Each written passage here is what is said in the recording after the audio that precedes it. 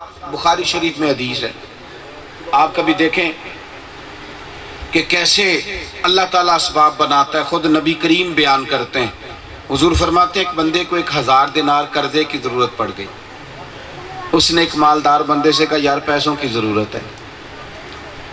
ویسے لوگ آج کل قرضہ بھی مالداروں کو دیتے ہیں، غریبوں کو نہیں دیتے، مالداروں کو۔ مالدار بندہ اگر کوٹھی شروع کر لے تو اس کو کہتے ہیں کہ کوئی حکم ہوا تو دسی تے ماڑے دے کو بالے 4 کٹ جانا تو آکھی یار کو روپیہ 10,000 چاہیے تو کہندے او ہو تو کل 10,000 تے لب جانے سن، آج سویرے ہی منڈا ٹوریا ہے۔ میں اس وقت فوراً بانے کہانیاں، اور جو زیادہ کہہ رہے ہوتے ہیں نا کہ کوئی حکم ہوا تو بتانا، وہ سب سے پہلے بھاگتے ہیں۔ جو زیادہ مشورے دیتے ہیں اللہ پہ بھروسہ کریں۔ یہ حدیث پاک سنیں، اور بخاری میں نبی پاک علیہ السلام فرماتے ہیں ایک بندے کو قرضے کی ضرورت پڑ گئی۔ اس نے کہا جی مجھے قرض چاہیے، اور چلا گیا امیر آدمی کے پاس۔ اسے کہا یار مجھے 1000 دینار قرضہ چاہیے۔ اور وہ امیر آدمی کہنے لگا کوئی گواہ ہے تیرے پاس؟ 1000 دینار دینا ہے، کوئی گواہ؟ اس نے کہا غریبوں کا گواہ کون بنتا ہے؟ کہا پھر بھی کوئی گواہ؟ او ادھر دیکھنا میری طرف، یہ میرے نبی پاک ہماری تربیت کر رہے ہیں۔ حضور فرماتے ہیں وہ کہنے لگا میرے پاس ایک گواہ ہے۔ کہا کون سا؟ کہا میرا رب گواہ ہے۔ اس نے کہا کوئی تیرا کفیل؟ یعنی طریقہ یہ ہوتا تھا اہل عرب کا کہ کہتے تھے کوئی بندہ بتا دے اگر تو نہ دے سکے یا تو دنیا سے چلا جائے تو کوئی پیچھے دینے والا تیرا۔ اس نے کہا میرا کفیل بھی میرا رب بھی ہے، گواہ بھی اللہ ہے اور کفالت کرنے والا بھی۔ جوانوں سمجھ آ رہی ہے باتوں کی؟ میں عرض کر رہا ہوں کہ حضور داعی اللہ ہیں، ہمیں رب کی بارگاہ کی طرف دعوت دیتے ہیں۔ نبی کریم صلی اللہ علیہ وسلم فرماتے اس نے کہا میرا گواہ بھی اللہ ہے، کفیل بھی اللہ ہے، فلانی تاریخ کو پیسے واپس کر دوں گا، دے دے۔ اس نے دے دیے۔ اب وہ جہاں وہ رہتا تھا نا، جہاں پیسے لے کے وہ گیا، اس کا جو گاؤں جو شہر تھا وہ دریا کے اس پار تھا۔ اس نے نا پوری محنت کی، جد و جہد کی، پیسے جمع کر لیے۔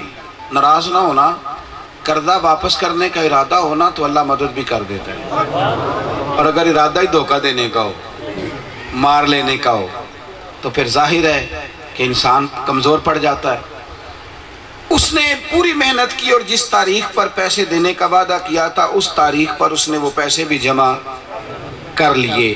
دریا پہ آیا پیسے لے کے کہ آج میں نے واپس جانا ہے۔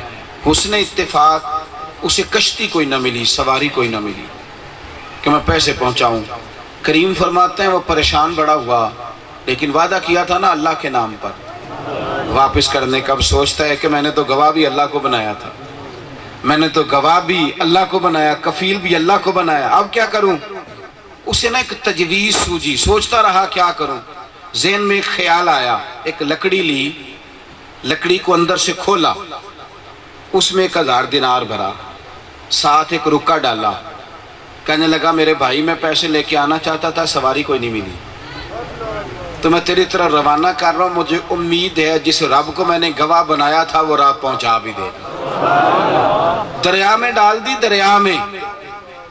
اب وہ دریا کے اندر تو ڈوب جایا کرتی ہیں چیزیں، لیکن اس نے دریا میں ڈالا۔ وہ بندہ جس نے پیسے لینے تھے وہ بھی مقررہ تاریخ پر دریا پہ آ گیا۔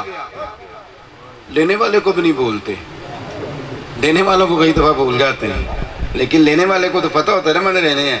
وہ مقررہ تاریخ پر دریا کنارے آیا، شام تک انتظار کیا تو دل میں خیال آیا نہیں، وسوسہ آیا کہ شاید جھوٹا وعدہ کر گیا ہے، اللہ کو گواہ بنا کے بھی سیانا نہیں بنا، اور دیکھو کس طرح کا اس نے میرے ساتھ معاملہ کیا ہے۔ شام ہو گئی ابھی تک آیا نہیں۔ اچانک نظر پڑی تو ایک لکڑی دریا میں تیرتی ہوئی آ رہی تھی۔ دل میں خیال آیا اسے اٹھا کے لے جاتا ہوں، چلو شام کو روٹیاں پکانے کے کام آئی، ایندھنی بنا لوں گا، کوئی گھر میں چولہا جلا لوں گا۔ وہ لکڑی اٹھا کے گھر لایا اس نیت سے۔ اب یہ دیکھیں، یہ میں کسی ولی کی بات کرتا تو لوگوں نے کہنا تھا کیسے ہو سکتا ہے، میں بات ہی بخاری شریف سے کر رہا ہوں، بخاری سے۔ کہتے ہیں کہ وہ اٹھا کے لایا، گھر لا کے اس نے اسے کھولا، اس لکڑی کو، اندر سے 1000 دینار بھی نکل آیا، اور اس میں سے وہ رکا بھی نکل آیا۔ اس تک پہنچ گیا، اب وہ جو بندہ پیچھے رہ گیا تھا جس نے بھیج دیا تھا اس کے دل میں خیال ہے کہ پتہ نہیں پیسے پہنچے کہ نہیں. اب اس نے پھر ایک اور 1000 دینار کا بندوبست کیا. پھر دوبارہ کچھ دنوں کے بعد دریا کنارے آیا اور دریا کے کنارے آ کے وہ دوبارہ بیٹھا کشتی میں اور دوبارہ 1000 دینار لے کے اس کے دروازے پہ آیا. آگے کہنے لگا بھائی میں نے ارادہ تو پورا کر لیا تھا اور میں نے دریا میں پیسے ڈال بھی دیے تھے, لیکن اب کشتیوں اور لہروں کا کیا کہنا, پتہ نہیں تجھ تک پہنچے کہ نہیں. میں 1000 دینار اور لایا ہوں. حضور ہمیں سمجھا رہے ہیں, ہمارے عقیدے پکے کرا رہے ہیں, ہمیں جینا سکھا رہے ہیں, ہمیں بتا رہے ہیں کہ مسلمان کا طرز حیات کیا ہوتا ہے. یہ روحانی مذہب کے ماننے والے ہیں. یؤمنون بالغیب ان کا اصل نظریہ ہے. کہا میں دوبارہ 1000 کا بندوبست کر کے تیرے تک لایا ہوں, لے لے. وہ کہنے لگا بھائی تو فکر نہ کر, جس رب کے بھروسے پر تو نے روانہ کیے تھے اس رب نے مجھ تک پہنچا بھی دیے اور تیرا وعدہ پورا ہو گیا. اب یہ 1000 تو واپس لے جا. زندگی میں نا نظریاتی بنے, نظریاتی.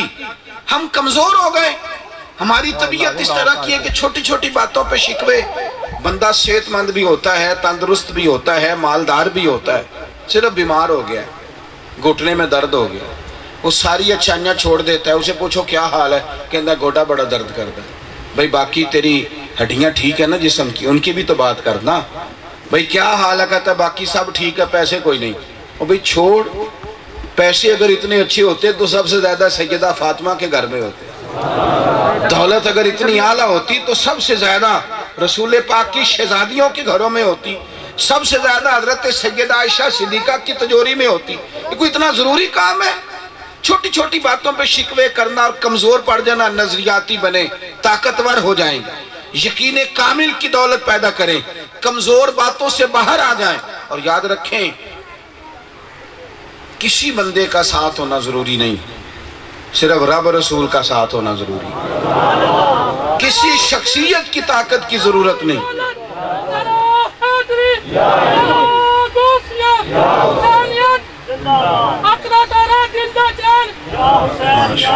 اللہ آپ کو صحت دے, اللہ آپ کو سلامتی عطا کرے. بھائی غور کریں گے آپ, نظریاتی بنے. حضور نے نا ہمیں اللہ کی جانب بلایا, ہمیں یہ سمجھایا ہے کہ تم نے مضبوط رہ کے زندگی گزار دی, کمزور نہ پڑے, جگہ جگہ اپنے دکھ بھی نہ سنائے, ہر جگہ اپنے آپ کو کمزور. میں دیکھتا ہوں ہر آدمی, ریڑی والا کہتا ہے جی میں ماڑا بندہ ہوں. بھئی آپ نہیں ماڑے, آپ تو طاقتور ہیں, کما کے کھا رہے ہیں. ماڑا تو وہ ہے جو بیٹھا پجاروں میں ہے, ٹکٹ ایم پی اے کیا پر لوٹ کے کھاتا ہے. آپ کو تو سینہ تان کے کہنا چاہیے کہ ہاتھوں کی مزدوری سے کھاتا ہوں. آپ کو تو طاقتور ہونا چاہیے. یہ بہت سارے مذہبی لوگ شکوہ کرتے ہیں, او جی قوم عزت نہیں کرتی. تو میں نے کہا کوئی فرض ہے قوم عزت کرے؟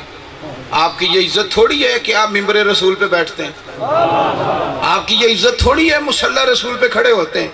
آپ نعت خان کا کہ یہ مقام کیا چھوٹا ہے کہ وہاں کھڑا ہوتا ہے جہاں حضرت حسان بن ثابت کھڑے ہوتے تھے, جہاں مولا علی شیر خدا حضور کی تعریف بیان کرتے.